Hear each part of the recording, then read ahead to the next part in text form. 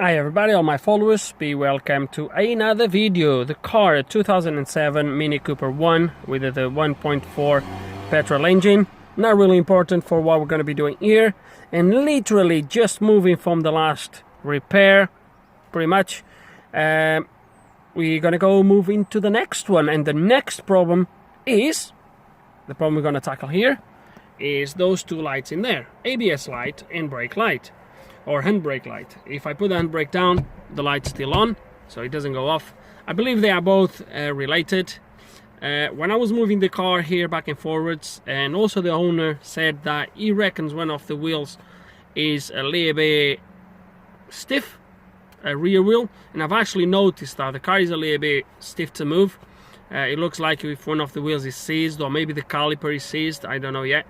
But the first thing we're going to do obviously is scan the car and see what we have in there.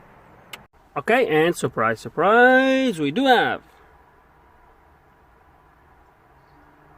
Ooh. Oh dear. Ooh, a lot of stuff in here. Okay, so the red light for the brake pad is for the brake pad, so that's fine. So that's fine. So, do we have a bad unit? So we have hydraulic unit, supply pump motor, dynamic control unit monitoring error, control unit, fault supply, valves. Ooh.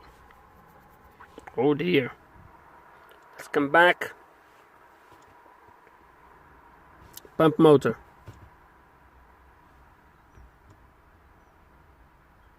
Failed. Indeed, I couldn't hear nothing either. It's no point to reset that. Live data. Do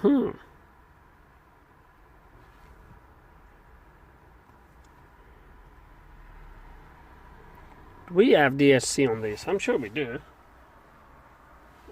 No, we don't. Actually, it's ABS only. Hold on. This is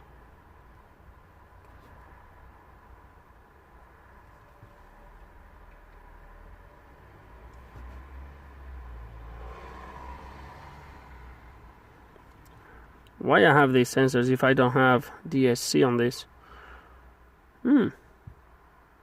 Okay.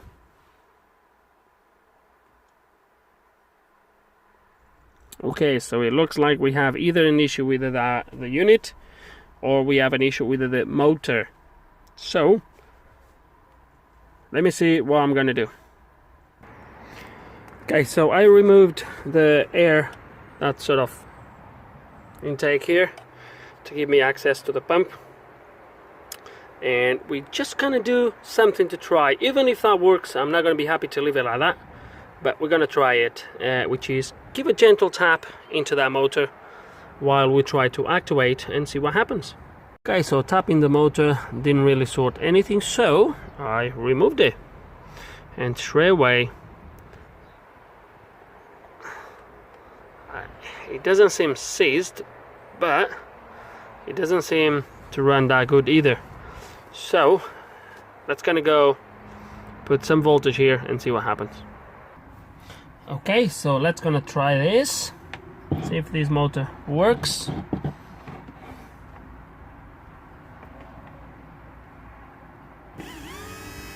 Oh, and look at that, and it works.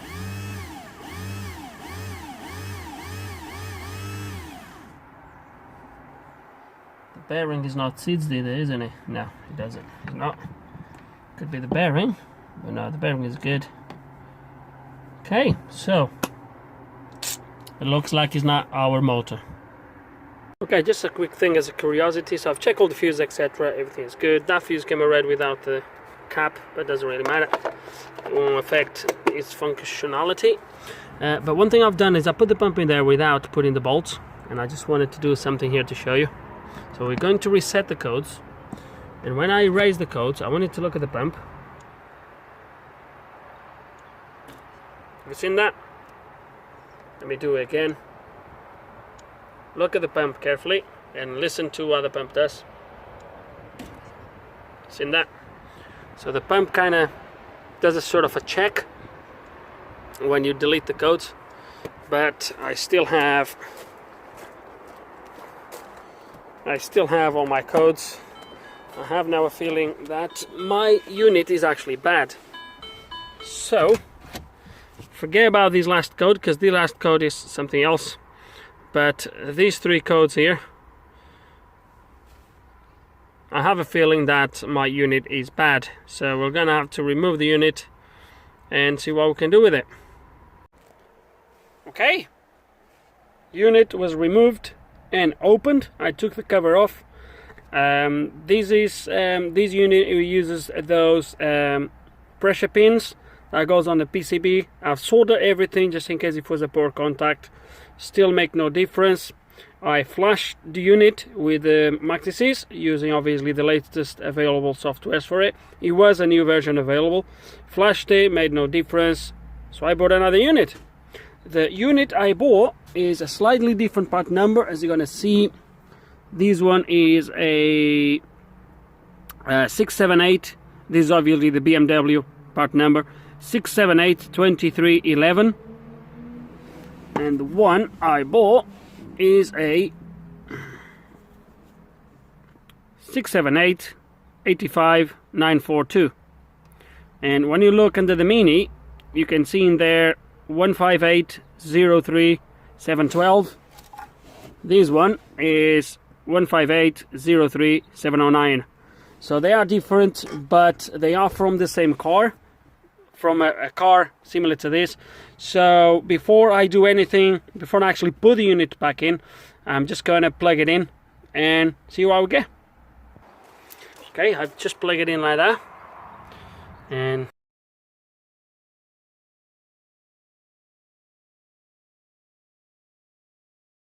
now let's gonna see what we have. Okay, there is a little bit of glare, but oh, it's not glare like this. Okay, so we still have the lights on, but I remember that one used to come out red, if I'm not mistaken. As you can see, it went yellow now. So it could be that we have codes on the module. There is no pipes connected. I hope there's nothing to do with pressures, but we are going to scan the car and see what we have. It's going to be chassis.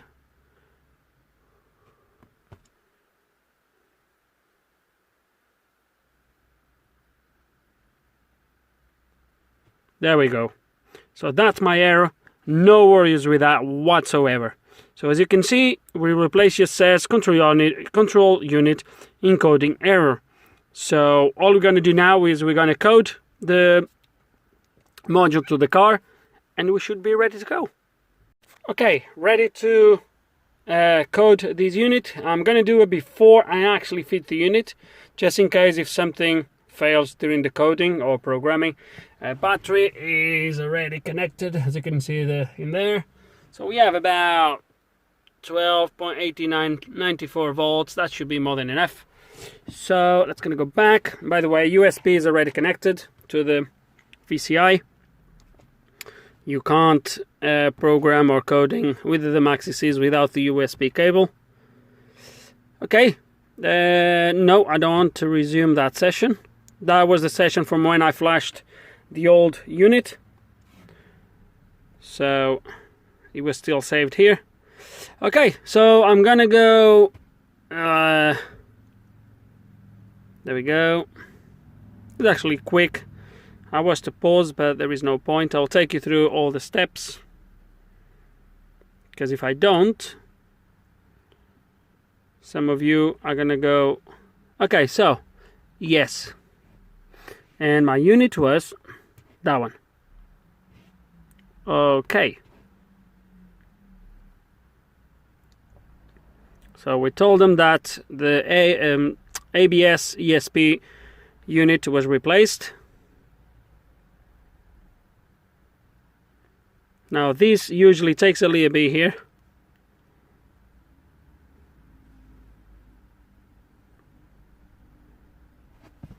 Sorry guys, let me pause and we'll come back when he changed the screen. Okay, so it changed the screen. Let's go now. It was actually quick. Let's go to initial report. There we go. So there's a lot of updates to do, as you can see, nearly the entire car. But we are not going to do that. At least a good thing is not detecting the ABS module is not compatible with this car. Usually when you put a module that does not belong to that car or is never fitted to that car, these will come up as on red, saying that it doesn't belong in here. It just tells you there is a software update available. So I don't want to do the entire car.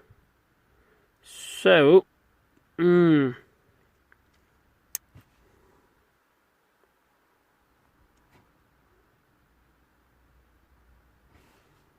what modules is going to tell me? Nah, I just want a code. Hold on, let's gonna go here. Program encoding, control unit list, ABS. Okay, coding. Yeah, we can do the program. So we'll program the module, and after that we'll code the module anyway, as you can see in there. So that's what's going to do first. It's going to program. This is the actual software. The software in there now is going to put that one in there. Come on. So that's my... So actually, if you come here, we'll take you through the list of everything that's going to happen. Okay. Let's go into execute. It's connected to the net, to the internet. I'm a little bit away from the house, but usually it's okay. Yeah, it should be alright. There we go.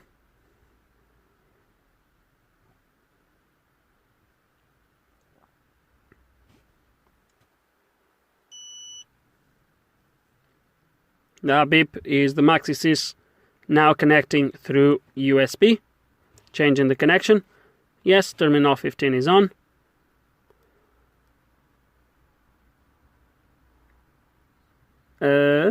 Status. The preparation for initialization type pressure all time must be correct. They are not correct. But I don't think there is valves on this. I guess we can do this later. Okay. Okay. There we go. And the programming started. So now that went airbags, etc., because the module goes offline and you get all these codes. But the programming should start very shortly. There we go. I'm not going to stop recording. You can obviously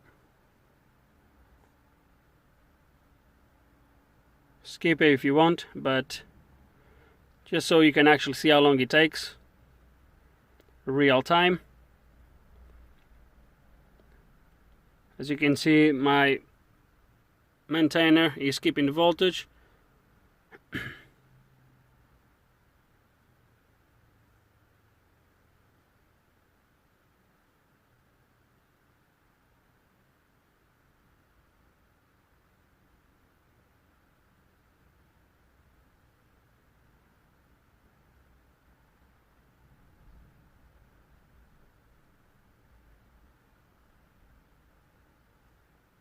There we go. Now he's going to code. Just going to do step by step, as you see in that order.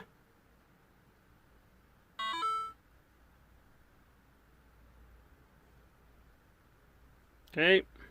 Now he's going to coding based on the VO, obviously. Turn ignition off. Ignition is off.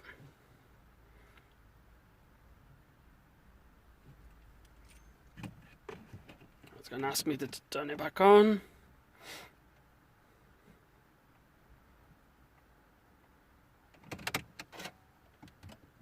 Ignition on.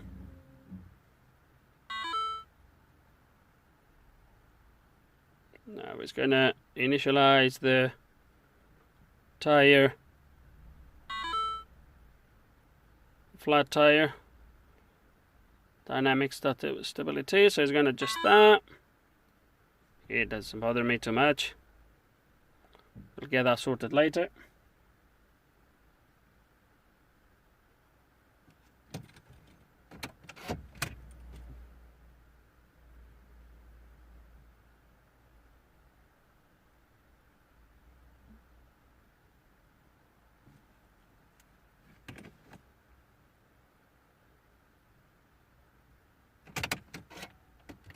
Ignition back on.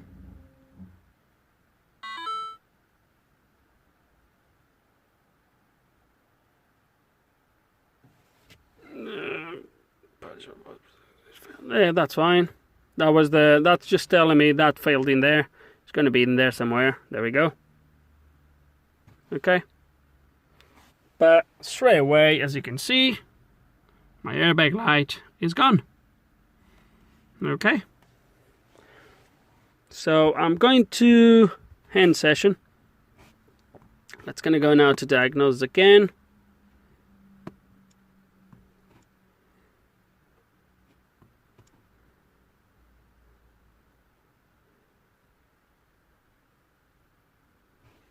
There we go. Rear brake pad. So all my faults now, and most likely that's why that failed, is because he found two faults with it, and obviously he's telling me this, and that's probably what we have down there. But for my pump, now it's done. So my problem was the pump. Now I'm going to put the pump back on because it's still just plugged in there. So we're going to fit the pump, put all the pipes, bleed the brakes, and yeah, I think I might just take you a little bit very quickly through what is causing this. We'll have a look just to make sure we can get rid of all the lights. But my ABS light is now gone, obviously, as you can see. We just have the brake light, that one for the brake for the pad wear is the only thing left. But I will show you when we get there. New pump or unit is now in place, and yeah, forget about that. I think that's going to be a different video, and I'm going to terminate this video here for the ABS. Now let me just show you that when I start the car. Let me start the car. So the only light I have now is that. Okay, so my ABS is gone, and the only light I have is the one that was saying for the brake pads. Now I'm just gonna quick show you. I'm not gonna take you through.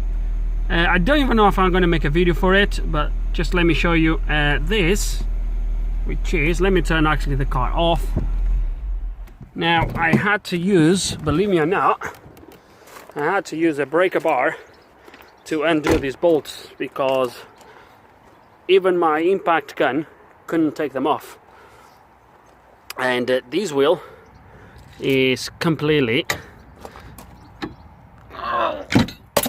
oops, sorry about that guys, I'm doing this one hand and it doesn't really work. But this wheel is completely seized. I don't think it's the bearing, I think it's the caliper that is seized. Also the pads pretty much gone. The inside, I don't know if I was going to be able to show you, but look at that. Look at that. So yeah, it needs discs, pads, and that caliper seems to me that is seized. So I'm going to leave this for another video. If I'll make a video, I'm going to dismantle the caliper completely, take the cylinder off, the piston out, get it serviced completely. Change. I already told the guy he's going to need discs, the back, both pads, sensors, etc., and we'll go from there, really. But I think I was to put that onto this video, but I'm not going to. Obviously, as you can see, it's going to be a slightly different job. But yeah, so that's what we're going to do now, and I think I'll terminate this video here for the ABS unit. So just to recap, in the end about unit, I tried to flash it, etc. I'm not really sure what's wrong with it, but just another quick thing, I don't even know where the the other unit is now. Oh, it's there on the floor. Anyway, it's right at the back. But anyway, the unit, when I was trying to take the PCB out, I couldn't take it out. I could probably take it out if with a little bit of patience, but to be honest, I've only paid 25 quid for that new pump, so it's not all the money. I would spend more time trying to fix that one. But yeah, so that's it. So we had to flush it and coat the new pump to the core, all done. And I think that's it for this video, guys. So yeah, hope there's some information here that you can find it useful. I hope you enjoyed the video. If you do have any questions, any comments, please put them below, and like always, thanks for watching.